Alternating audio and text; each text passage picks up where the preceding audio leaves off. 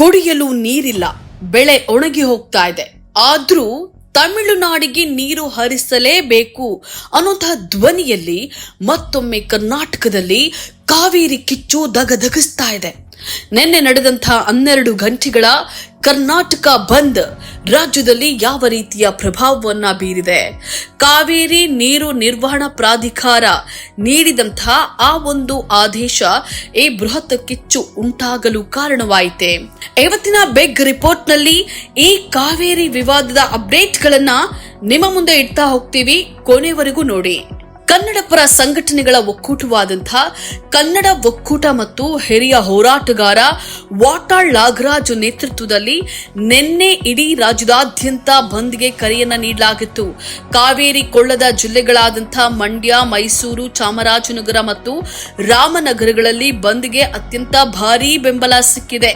ಆದರೆ ರಾಜಧಾನಿ ಬೆಂಗಳೂರು ಸೇರಿದಂತೆ ಉತ್ತರ ಕರ್ನಾಟಕದ ಕೆಲವು ಜಿಲ್ಲೆಗಳಲ್ಲಿ ಬಂದ್ ಮಿಶ್ರ ಪ್ರತಿಕ್ರಿಯೆಯನ್ನು ಪಡೆದುಕೊಂಡಿದೆ. ಬಿಎಂಟಿಸಿ, ಕೆಎಸ್ಆರ್ಟಿಸಿ ಬಸ್ಗಳು ಎಂದಿನಂತೆ ಸಂಚರಿಸಿದ್ರು. ಆಟೋ ಮತ್ತು ಕ್ಯಾಬ್ ಸಂಘಟನೆಗಳು ಕೇವಲ ನೈತಿಕ ಬೆಂಬಲ ಘೋಷಿಸಿದ್ರಿಂದ ಜನಜೀವನ ಸ್ವಲ್ಪ ಮಟ್ಟಿಗೆ ಸ್ತಬ್ಧವಾಗಿತ್ತು. ಹೋಟೆಲ್ಗಳು ಮತ್ತು ಶಾಲೆಗಳು ಎಂದಿನಂತೆ ಕಾರ್ಯನಿರ್ವಹಿಸಿವೆ. ವಿವಾದಕ್ಕೆ ಅಸಲಿ ಕಾರಣವೇನು? ಪ್ರಶ್ನೆ ಇರೋದು ಇಷ್ಟೇ. ಈಗ ಯಾಕೆ ಇಷ್ಟೊಂದು ಗಲಾಟೆ?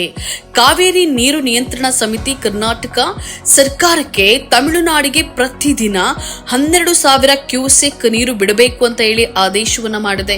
ಆದರೆ ಕರ್ನಾಟಕದ ವಾದವೇ ಬೇರೆ. ಈ ಬಾರಿ ಮುಂಗಾರು ಮಳೆ ಸಂಪೂರ್ಣ ಕೈಕೊಟ್ಟಿದೆ.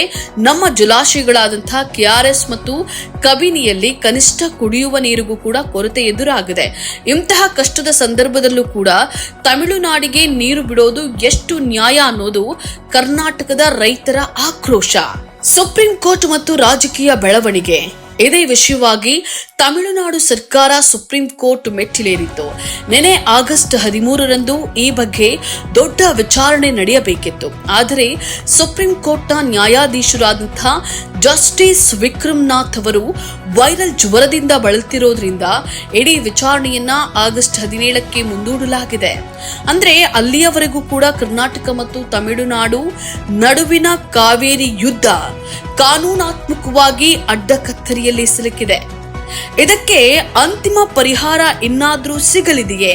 ಮೇಕೆದಾಟು ಯೋಜನೆಯನ್ನ ಜಾರಿಗೊಳಿಸದ ಹೊರತು ಈ ಕಾವೇರಿ ಸಮಸ್ಯೆಗೆ ಶಾಶ್ವತ ಪರಿಹಾರ ಸಿಗಲ್ಲ ಅನ್ನೋದು ತಜ್ಞರ ಅಭಿಪ್ರಾಯ. ಒಂದು ಕಡೆ ಕೋರ್ಟ್ ಆದೇಶ, ಇನ್ನೊಂದು ಕಡೆ ನಮ್ಮ ರೈತರ ಬದುಕು. ಈ ಪರಿಸ್ಥಿತಿಯನ್ನ ರಾಜ್ಯ ಸರ್ಕಾರ ಹೇಗೆ ನಿಭಾಯಿಸಬೇಕು? ನಿಮ್ಮ ಪ್ರಕಾರ ಕಾವೇರಿ ನೀರು ವಿಚಾರದಲ್ಲಿ ಕರ್ನಾಟಕದ ಮುಂದಿನ ನಡೆ ಏನಾಗಿರಬೇಕು? ತಪ್ಪದೆ ಕೆಳಗೆ ಕಮೆಂಟ್ ಮಾಡಿ ತಿಳಿಸಿ. ನಿರಂತರ ಸುದ್ದಿಗಳಿಗಾಗಿ ನಮ್ಮ ಚಾನೆಲ್ ಅನ್ನ ಈಗಲೇ ಫಾಲೋ ಮಾಡಿ. ಧನ್ಯವಾದಗಳು.